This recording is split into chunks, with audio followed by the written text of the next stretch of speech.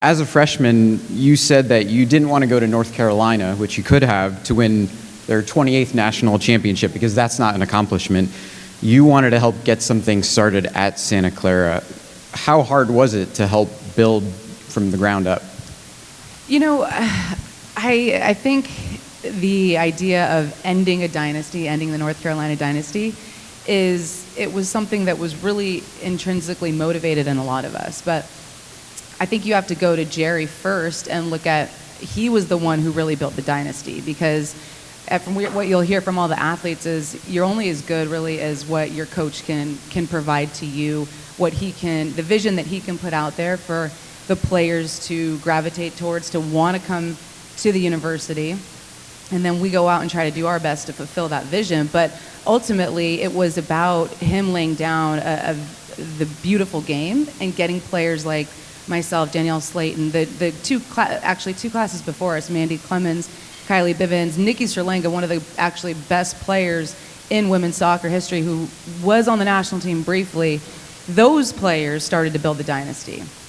And we came in and took it to the next level and made the dream of winning a first national championship for the university a reality. And everyone knows when you love something and it's your craft, it's the work you put in that every day that takes the little small steps to get you towards building a dynasty. You don't think about building a dynasty. Like I said, we thought about ending a dynasty. And in that process, I think we did build something.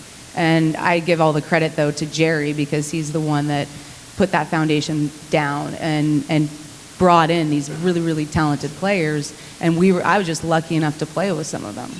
You mentioned that national championship. You heard Sean say you scored the only goal. How cool does that feel? The only goal in the national championship. It's what dreams are. That's what every child, if you have a sport that you love, whether you're an artist, you envision the perfect moment and what that's going to taste like, what it's going to smell like, what it's going to feel like. And to get to live it, I mean, I had the worst celebration probably known to mankind, but it was pure elation, because it was an out-of-body experience when I put that ball in the back of the net, and that moment was everything you dream of. He did kind of sum it up best in the video when he said you're kicking major ass in paving the way for women professionals. How do you see your role in that effort? You know, it's interesting because the outcome of what I've been fortunate to do is perhaps giving opportunity to young girls, young boys.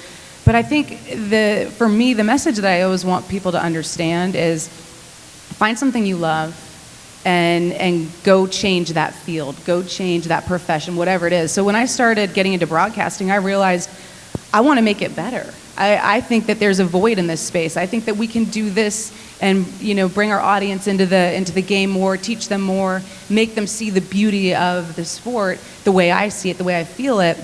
And I felt like there was that void, and that's why I got into it. It wasn't about, you know, I want to be the first woman to do something. It just happened that I felt like I could push a profession along, and I thought that I could ultimately, you know, call, yes, one of the biggest games in the world, the Men's World Cup, you know, but that was, you have to speak up to take those moments. But again, it wasn't because I wanted to be the first woman. I just thought if you're good enough and you work hard at it and you love it, you should put yourself out there and try to create that opportunity for yourself. And ultimately that will open up doors for people going forward. But that's what I tell my kids is, don't think about doing something for the first time. Don't think about if you did do it for the first time. Think about how you're moving things forward. And that's what I want people to understand. It's about the profession. It's about the craft. It's about the love of what you're doing. It's not about, am I a girl? Is this a girl that should do a boy's job? Is this a boy that should do a girl's job? No,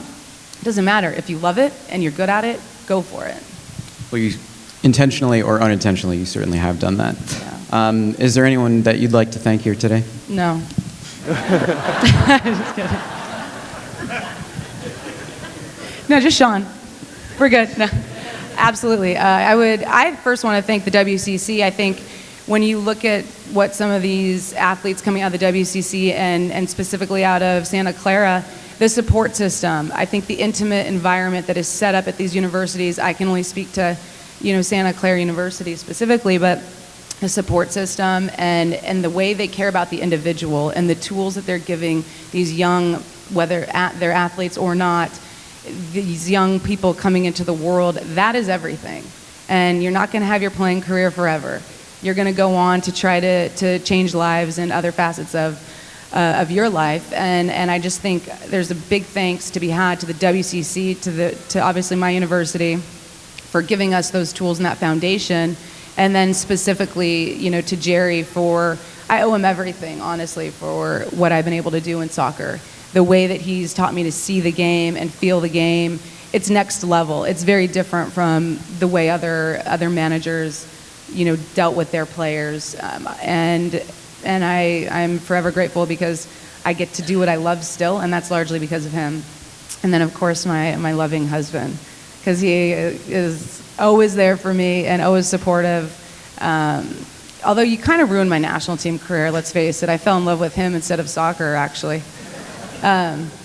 Jokes. He ultimately is my biggest fan, and doesn't get a lot of credit for what he has to do when I'm out traveling and broadcasting. So I have to say thank you to him for allowing me to have a second career too. Thank you, Aly. Yeah, thank you.